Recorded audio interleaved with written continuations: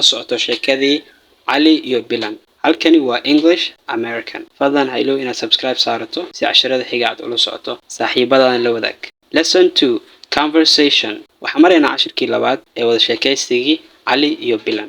Ali wuxuu leeyahay, "Excuse me, you speak English nice." Excuse me, you speak English nice. Excuse me, igraal noqo. You speak English nice. English fiican ku hadashaa. English aad u fiican yahay. You speak English nice. English kaaga aad ayuu fiican yahay. Excuse me, waxaa loo isticmaalaa mar qof asoo ka sii jeedo inaad u baaqdo inuu ku soo fiiriyo ama attention ku siiyo, ama qof aadan is aqoonin inaad la hadasho markaa rabto kale. Excuse me, you speak English nice. English fiican ku hadashaa. English kaaga aad u fiican yahay. Bilan waxay tiri, "Oh, thanks. You do have good English." Oh, Allah. Thanks. aad u mahadsan tahay. You do have good English. adna soo kale English ana ku hadashaa. You do have good English. adna English kaaga aad u fiican yahay. Ali wuxuu yiri, "Really? Can we practice English together?" Ali wuxuu yiri, "Really? Asaas ba maruntaada miskaftame ka taa oo kale. Can we practice English together?" English ka meesha practice karayn karnaa. Can we practice English together? English ma ku sheekaysan karnaa. Can we practice English together? English ma ku sheekaysan karnaa. marka English aad baranaysid oo kale waxyaabo inta badan sameynaa waa practice ina qof la sheekaystid. marka wuxuu yiri, "Can we practice English together?" English ma ku sheekaysan karnaa. Bilan waxay tiri, "Yes, sure. What do you do for work?" Yes, daban waa caadi. Sure, hubashi. What do you do for work? maxaa qabataa? What do you do for work?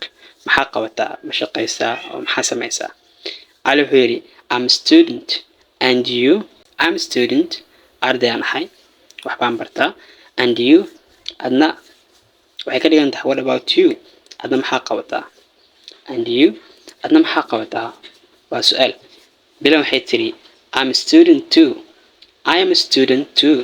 anna soo kale ardayaan ahayo wax baan kula bartaa. Ali wuxuu yiri, "How do you improve your spoken English?" How do you improve your spoken English?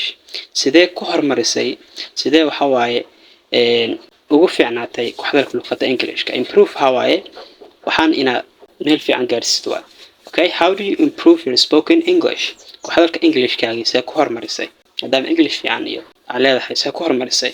Bilan waxay tiri, "Well, firstly, I study English from online every day. Secondly, I have apps on my smartphone. I use them to practice my English with friends online."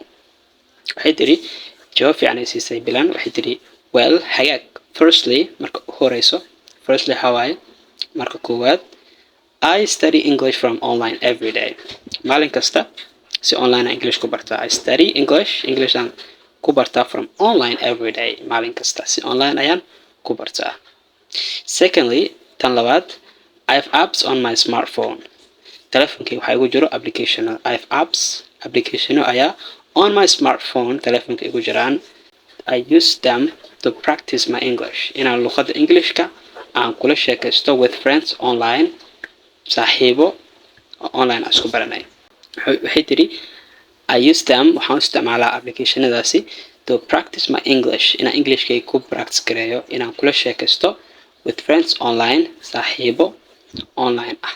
haddii aad ka heshay cashirka, fadlan like saar si cashiro kuwan oo kale badan aan soo sameyno. haddii aad xiisaynayso applicationada ugu fiican ee aad dad kula sheekaysan karto luqadda Englishka, qaybta comment-iga iga soo weydii.